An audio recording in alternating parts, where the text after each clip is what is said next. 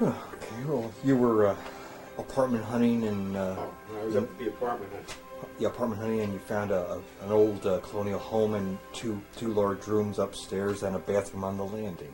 The bathroom on the landing. We found at the other end of the bathroom, at the other side, on the same landing, was another room that they were not renting. It was a parlor. But obviously it was one that they were keeping for their memories. You know, there were lots of pictures around there. They were having a hard time adjusting to renting out a piece of it. Although we did find out there was a third floor, somebody we never met, that was rented out to some man, and he shared our bathroom. And We never saw. never saw him. But I'm jumping ahead of the story. We found this place before we were married, and now we had a place to live. About a week before the wedding, we get a call from these people. They changed their mind. They really didn't want to rent out the place. It was an elderly couple. We say elderly. Maybe they were 40. Now, I guess they must have been more than that, but they were having a hard time. It's obviously the first time they had ever done anything like this. Although they did have the upstairs fixed up like a kitchen, so I don't know whether it was a mother and daughter type thing. But they said they changed their mind and they couldn't rent it out. We begged them, and I pleaded with them. I said, we have no time. We're getting married. We're going on a honeymoon. I promise you that as soon as we get back, we'll look for another place. And they gave in. They gave in. So we had a place to come home to. Yes. It was a very nice area. It was in an area, if you're familiar at all with East New York, you know it's like a block and a half away from a park, a big park, Highland Park, which was right on the border of Brooklyn and Queens. Mm-hmm. And we were quite familiar with it. As a matter of fact, during our couple of months there, it was a meeting place for my friends to come, and we'd go off and play tennis in the park or something like that. It wasn't that convenient to transportation. Anita was already teaching, of course. We got married, Anita was making more money than I was. I told you at the beginning before that I was making $30 a week to start with. Well, in the 4 years, well, I started in 48, so it would have been like almost 3 years. Got myself raised all the way up to like $60 a week. 60, I think. But Anita was making like 65, the equivalent of. So she was actually making more money than I was when we got married. But that was not unusual, I guess, in those days. How did I get off to that? Oh, well, she was teaching. I got to back off because I was talking about working again. Mm-hmm. When we got married, I notified my boss that, you know, I wanted the week off. And they were generous, I thought at the time, until some of the clients got on my case. They thought that my boss was very cheap. They gave me the week off with pay, and that was the wedding gift in the place. Mm-hmm.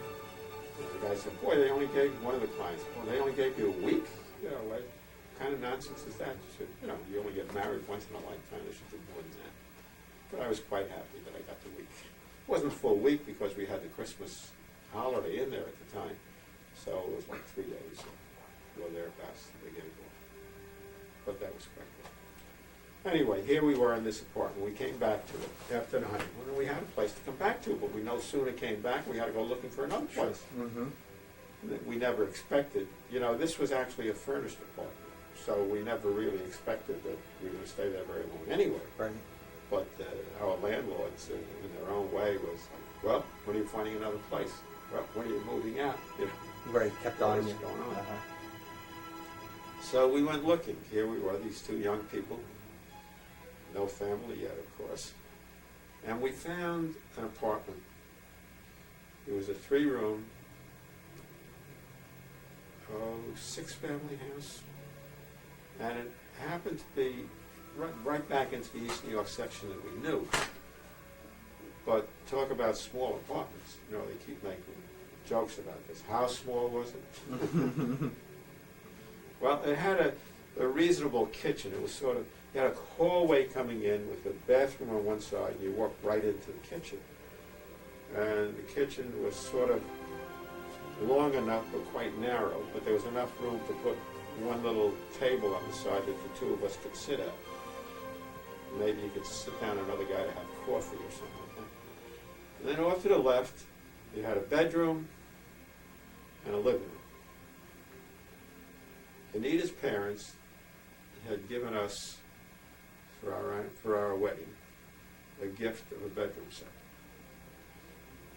And Anita, who had very good taste, picked out this bedroom set, which consisted of, in addition to the bed, a chest, a dresser, 2 night tables. It sounds familiar. We still have that bedroom set. Uh-huh.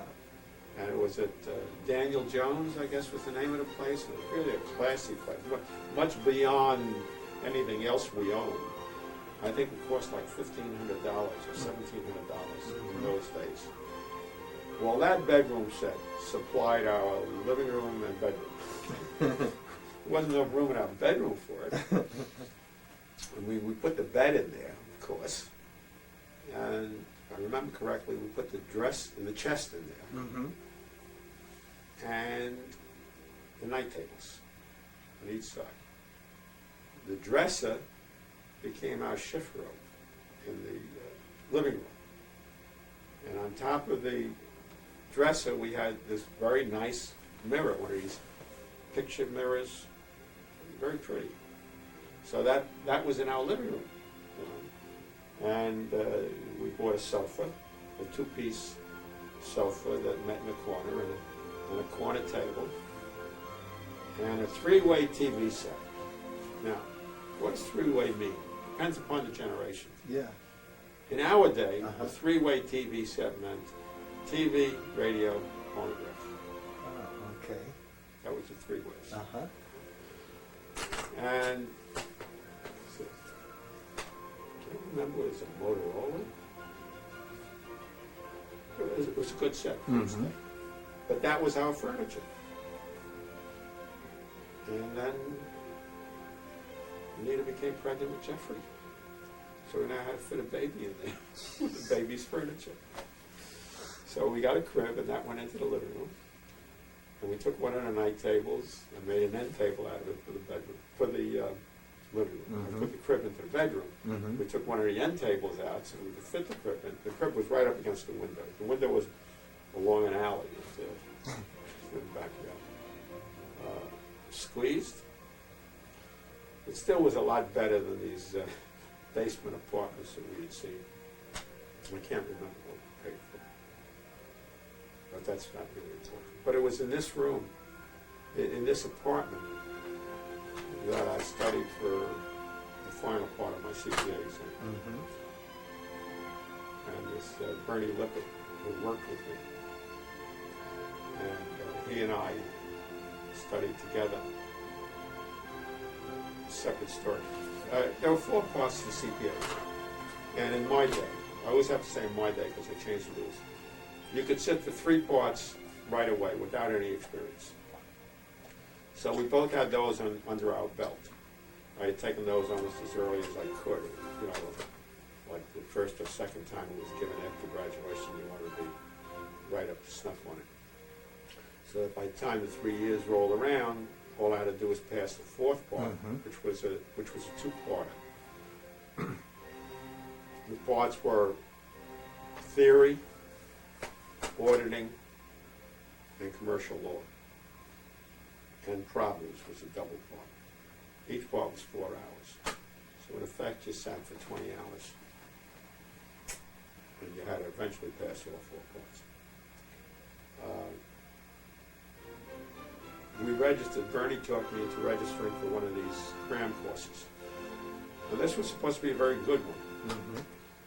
Again, it cost money, but again, Uncle Sam came to our rescue, because that was still considered part of training, since I didn't yet have my CPA. It's a good benefit. Yes. It's a good benefit.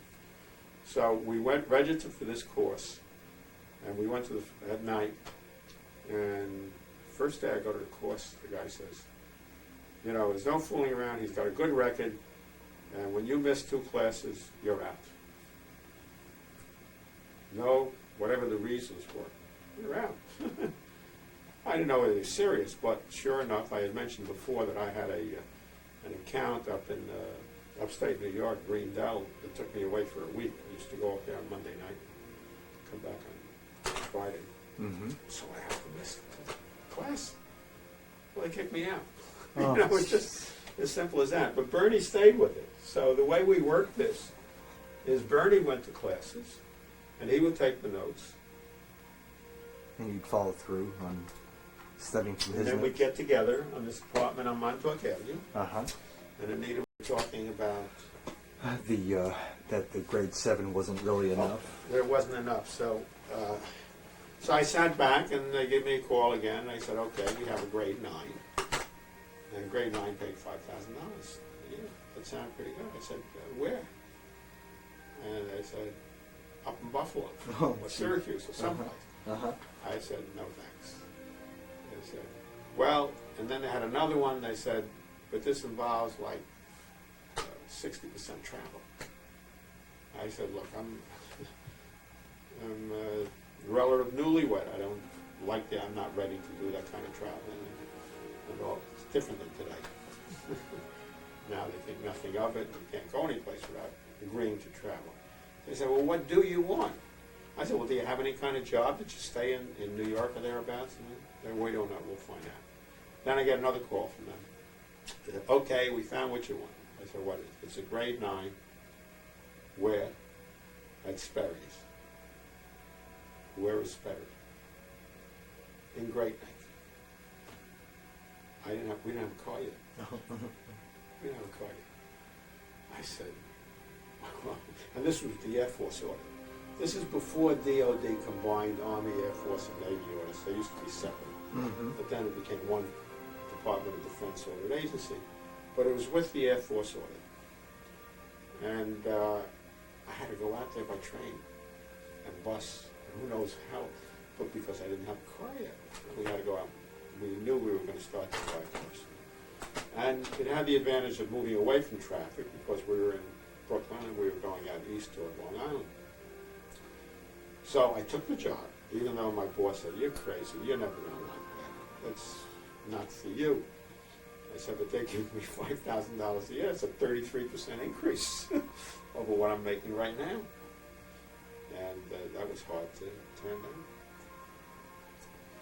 Well, I started with them in May of '52. Right before, still before Jeff was Before born. Jeffrey was Mm-hmm. born. I started with them in May of '52. Mm-hmm. And it was terrible. It was ridiculously terrible. In that respect, my boss was right. In that respect, things had to have changed a lot, but working for the government audit agencies in those days was ridiculous. Nobody knew what you were doing. Nobody cared what you were doing. The chief of our, what we used to call the resident officer, chief resident officer, whatever it was, Mm-hmm. would be just as happy every time I'd come to him and say, look, they did this, they did that, I want a chance. We should, don't make waves, take it easy, sit back. Everybody there was almost ready for retirement. I see. And I'm sitting there, and I'm finding my talents, my efficiencies going out the window. Mm-hmm. I grab hold of the Herald Tribune, disappear into the men's room. And it's just terrible. And nobody knew what I was doing. And, you know, that would be great if I were If you were lazy. retired. Yeah, yeah. Or lazy, yeah. But I really felt like, you know, I always considered myself very good with numbers and very quick with numbers. Mm-hmm. And I found myself, in order to slow down what I was doing, I started using an adding machine. But I felt my abilities leaving me. It was like when you don't use a muscle, it atrophies. Mm-hmm. That's what I thought was happening to my brain. Mm-hmm. And I was ready to bite the bullet. I started looking again to get back into public accounting. And wherever I looked, they would say, well, that experience that you had doesn't count at all. Oh, Well, we know that that's terrible. Ah. So I was back where I was before, and I was ready to take a cut. I was ready to go back. Excuse me. But luckily, the auditing that I was doing there impressed some of the Sperry people. And I didn't hide the fact that I was looking for another job. So they approached me and asked whether I'd be interested in coming to work for Sperry. And I said, well, what have you got? And they said, well, they can give me a job. I went in as a non-exempt. I don't know if you know what that means. It's almost like an hourly worker. You know, I used to fill out my resume, and I ended up lying about my age. I made myself older. If you recall, I told you that I graduated high school when I was 16. Right. And then in effect, it only took me 3.5 years of college, and I had 3 years of service. I looked at my resume, I said, people aren't going to believe this. I mean, something's going to look too compressed in there, you know, no matter Yes. what you say, you don't care. So I added 2 years to my life. For a while, I forgot how old I was. It's terrible to lie, because once you lie, you must remember your lie and remember who you told you lied to. Yes. But needless to say, nothing outside hit right away, but Sperry hit right away. So they said, we'll take you in as a non-exempt. It meant I got paid by the hour. It was non-supervisory. And it also meant if I worked overtime, I got time and a half. Whereas the exempt people would be paid by the week. It was a different kind of setup. But they would match my salary. So I would still be able to make my $5,000. I wouldn't lose any money with it. And now I'd be working for Sperry. And I guess that turned out to be the best move I made. It got me out of the hole of the government. My boss, when he found out what I was doing, he says to me, but you can't do that. Conflict of interest. You can't go working for this outfit. I said, well, I'm not doing anything here. You're not preaching. He said, what if we got you an increase? Oh. They were going to get me a raise from grade 9 to grade 11.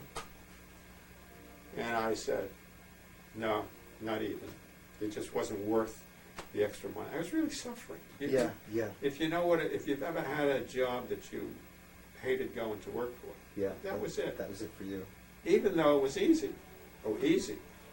Remember I told you that I left the Army 3 weeks short Right. of 3 years?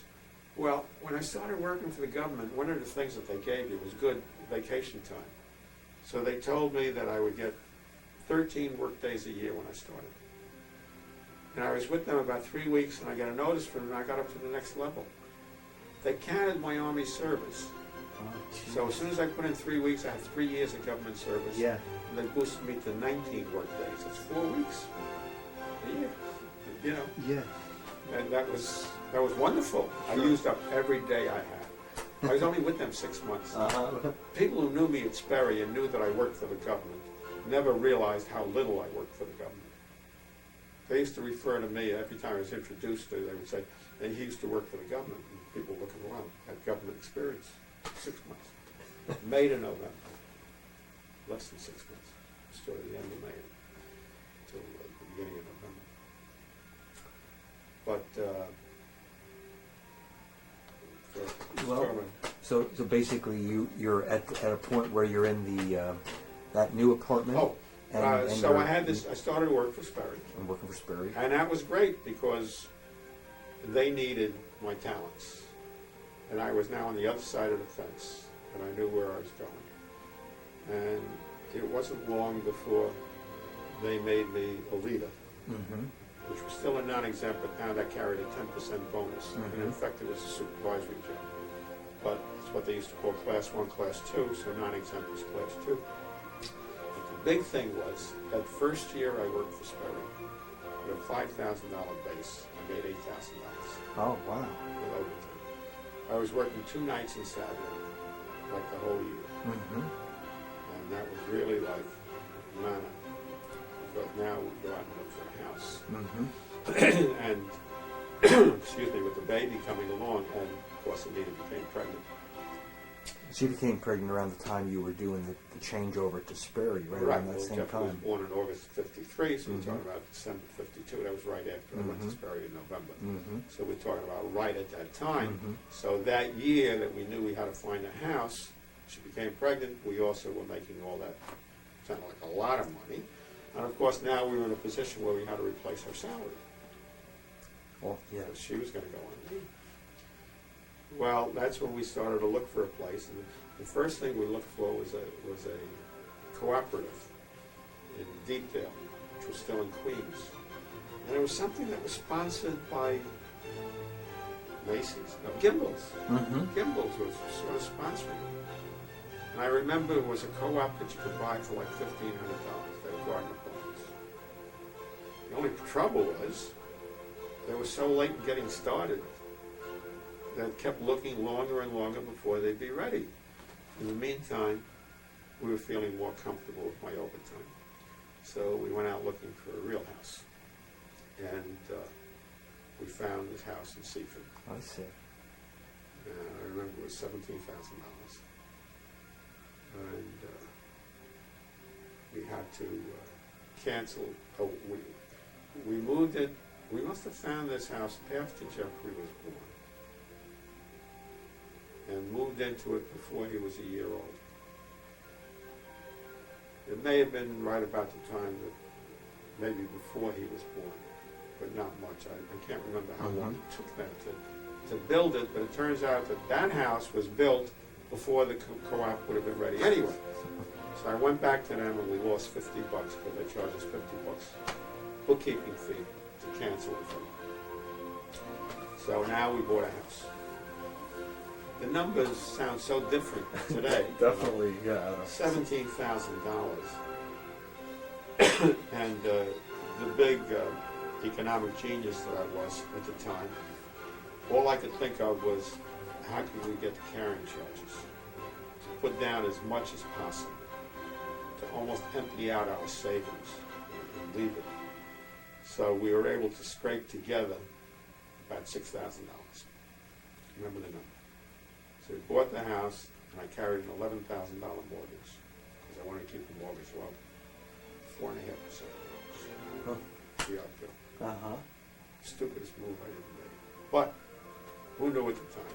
All I know is Anita will tell you that that's the one time she saw me worried about money. After we signed the contract, we couldn't get to sleep. How are we going to cover $11,000 mortgage? It was going to amount to like $94 a month for interest and mortgage, that type. Yes. And taxes. Yes.